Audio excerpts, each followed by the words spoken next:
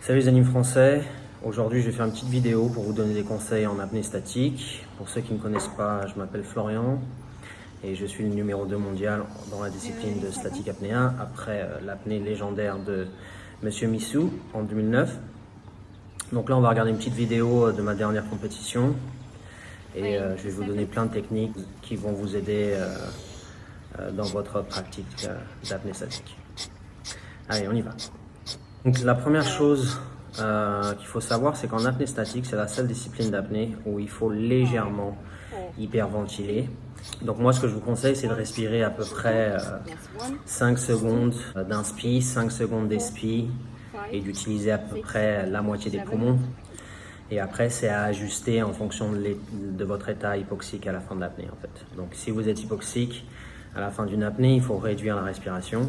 Si vous n'êtes pas hypoxique, vous pouvez légèrement l'accélérer. Alors on parle d'hyperventilation, mais légère, hein. On ne ventile pas comme des cingouins. Alors la suite, c'est la carpe. Bien sûr, utiliser la carpe, ça permet d'avoir plus d'oxygène dans les poumons et de retarder les contractions aussi, parce qu'on pousse la cage thoracique, on pousse les muscles vers l'extérieur. Donc quand ils veulent se contracter, ils ont moins d'espace pour se contracter. Et donc ça permet d'être un peu plus confort. Mais il ne faut pas paquer au maximum, c'est déjà pas bon du tout pour les poumons, ça aplatit et ça déchire les alvéoles. Donc il faut en général être aux alentours de 50 à 70% de la capacité maximale de carpe. Alors première chose à faire dans l'eau, une fois qu'on est bien installé, c'est de vraiment se concentrer sur le relâchement musculaire pour vraiment ne pas utiliser d'oxygène dès le début. Donc on se concentre muscle par muscle. Donc on commence en général par les muscles du visage, puis les muscles du cou, les épaules, les bras, le dos, le ventre et puis les jambes. Et en fait on scanne le corps comme ça de la tête aux pieds, encore et encore et encore pour, je dirais ça, pour la première minute. Après votre deuxième minute, il faut relâcher l'esprit. Donc il faut vraiment essayer de penser à des choses positives. Essayez pas de vider vos pensées ou de penser à rien. C'est impossible, ça stresse plus qu'autre chose. Il faut juste essayer de penser à des choses agréables. Et puis au début, en fait, on pense à des choses volontairement. Donc on choisit des sujets, en fait. Et puis au fur et à mesure, eh bien, on voyage, en fait. Les pensées, c'est plus nous qui les choisissons. Il faut juste laisser aller. Donc ça vous amène à 2 minutes d'apnée. Et ça, c'est vraiment la base, en fait, pour bien retenir son souffle. Après, bien sûr, il y a l'envie de respirer qui va arriver à un certain moment. Et donc, à partir de ce moment, il faut se concentrer sur les contractions, sur l'envie de respirer, être logique, se dire que voilà, j'ai fait tant d'apnée à l'entraînement et il n'y a aucun problème hypoxique, donc je vais essayer de faire un peu plus. Et puis, il faut se concentrer sur les muscles du ventre et de la poitrine, là où on a les contractions. Il faut essayer de les bloquer. Alors, si on se concentre vraiment mentalement et qu'on se dit non, je veux pas de contraction, non, non, non, non, non, elles vont être beaucoup plus souples, les contractions, elles vont être beaucoup plus faciles à gérer et beaucoup plus faibles.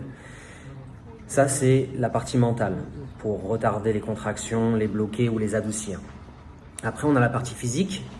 Donc la partie physique, il faut essayer de les bloquer en fait en se servant de l'air qu'on a dans la bouche. C'est-à-dire que quand on a une contraction, l'air va monter des poumons puisqu'on serre la cage thoracique. Donc l'air monte et avec la langue, un peu comme une compensation en Frenzel, on essaye de pousser de l'air en même temps que l'air monte en fait.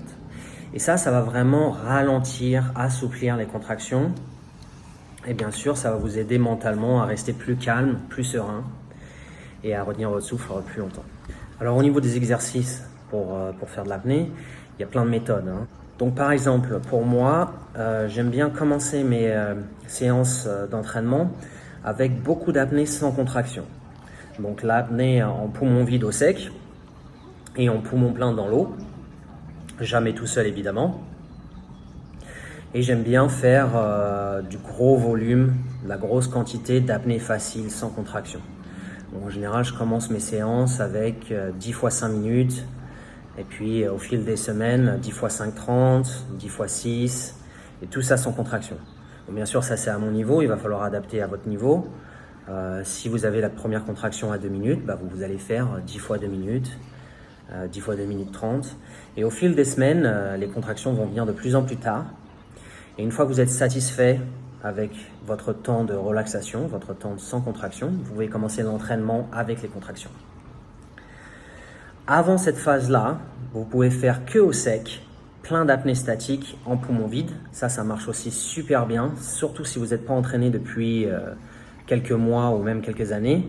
C'est bien de commencer avec 1 ou 2 semaines d'apnée en poumon vide.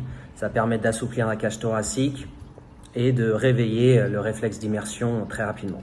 C'est bien d'avoir les contractions à la moitié du temps d'apnée qu'on veut faire. Donc si on veut faire 5 minutes en apnée, il faut avoir la première contraction ou l'envie de respirer à 2 minutes 30. Si on veut faire 10 minutes, il faut avoir les premières envies de respirer, la première contraction à la moitié, donc 5 minutes. Si ça vient beaucoup plus tard que la moitié, ça veut dire en général que vous ventilez beaucoup trop et vous réduisez la quantité de carbone dioxyde dans le sang beaucoup trop avant l'apnée et ça va affaiblir votre réflexe d'immersion et c'est pas bon du tout. Troisième phase, ça serait vraiment la tolérance au CO2 et à l'hypoxie. Donc on ferait des apnées avec des petits temps de récupération. Alors quand je dis des petits temps de récupération, c'est 1 minute maximum.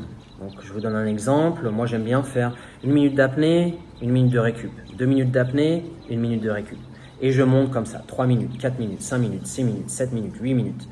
Et j'essaie de monter le plus haut comme ça. Donc ça en fait ça travaille vraiment le CO2 et l'O2. Et puis la quatrième phase, ça serait vraiment de ralentir le métabolisme le plus possible, donc manger de moins en moins, mais toujours manger et manger bien. C'est-à-dire beaucoup de légumes pour les antioxydants, un peu de protéines et puis pas beaucoup de carbohydrates, voilà, de sucre lent, vraiment très peu. Donc en fait, il faut perdre un peu de poids dans la phase de max pour ralentir le métabolisme et manger de moins en moins pour que le corps s'habitue à pas utiliser de l'oxygène super rapidement. Et dans cette phase-là, il faut faire que des max. Donc voilà, on augmente le temps du max par 10 secondes par 10 secondes et on monte et on monte et on monte. Si on est un peu hypoxique à la fin de l'apnée, on reste là où on est, on répète jusqu'à qu'on arrive à sortir frais et puis on remonte encore 10 secondes par 10 secondes. Alors là, on arrive à la fin de mon apnée, c'est une apnée de 10 minutes 30, c'est mon maximum, hein. Ça fait 2 ans que je suis là-dessus, 3 ans même. Et très important pour l'hypoxie, il faut être concentré à la fin de l'apnée. Il faut ouvrir les yeux, il faut se concentrer sur un morceau de la piscine et puis il faut se parler pour évaluer un peu l'état hypoxique. Donc voilà, il faut essayer de raisonner. Quand on n'arrive plus à raisonner, il faut sortir. Quand les contractions montent jusqu'au cou et qu'on n'arrive pas à les contenir juste dans le ventre, il faut remonter. Et il faut surtout jamais pousser à l'extrême. Quand on pousse à 100%, on a une grosse descente de résultats après l'effort max en fait. Donc par exemple là j'ai fait 10 minutes 30, le lendemain j'avais pris 1 ou 2 jours de repos, je faisais 9 minutes 20. Parce qu'en fait on traumatise le système nerveux, on se dégoûte en fait. Donc dans la période de max, il faut pousser à 95% en fait. Il faut garder une réserve de 20 secondes et toujours sortir en se disant j'ai 20 secondes de rap si vraiment je le veux. Donc voilà les gars, je vous fais un petit résumé. Une petite semaine de poumon vide à la maison pour réveiller le réflexe d'immersion. Puis passer à de l'entraînement sans contraction, donc plusieurs exercices en fait où on s'arrête sans contraction. Vous pouvez créer des tables comme vous voulez. Les temps de récupération peuvent être les mêmes entre chaque apnée ou ça peut descendre, peu importe. Il faut quand même varier les exercices, hein. Pas toujours faire la même chose en apnée parce qu'on s'ennuie. Et l'apnée statique, c'est quand même la discipline la plus difficile mentalement puisqu'on peut abandonner immédiatement. La troisième partie, la tolérance hypoxique et le CO2 avec des apnées, des tables qui sont avec maximum 1 minute de récup. Ça peut être 30 secondes, ça peut être 15 secondes, ça peut même être une respiration entre chaque apnée, 2 respirations entre chaque apnée, 3 respirations entre chaque apnée. Il faut varier les plaisirs ou non-plaisirs.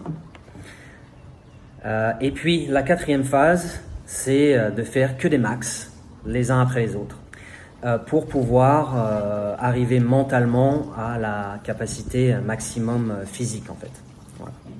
J'espère que ces petits conseils vous ont aidé.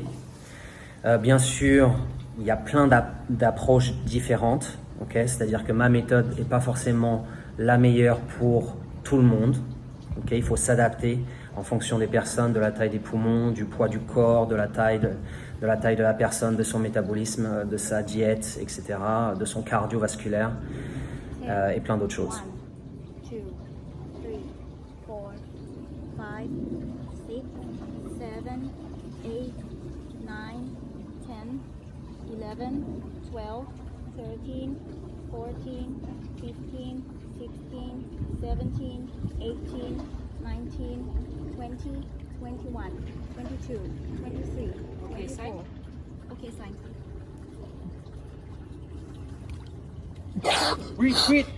Breathe. Ok. Voilà. Donc, créez vos programmes d'entraînement. Si vous voulez du coaching, contactez-moi. Et profitez de l'apnée statique. C'est une discipline magnifique. C'est une discipline qui est très facile à réaliser, très facile à faire. Et c'est vraiment de la méditation pure, mindfulness, s'évader. Et plus on en fait, plus ça devient addictif. Je fais ça tous les jours. C'est génial. C'est génial. I play too much.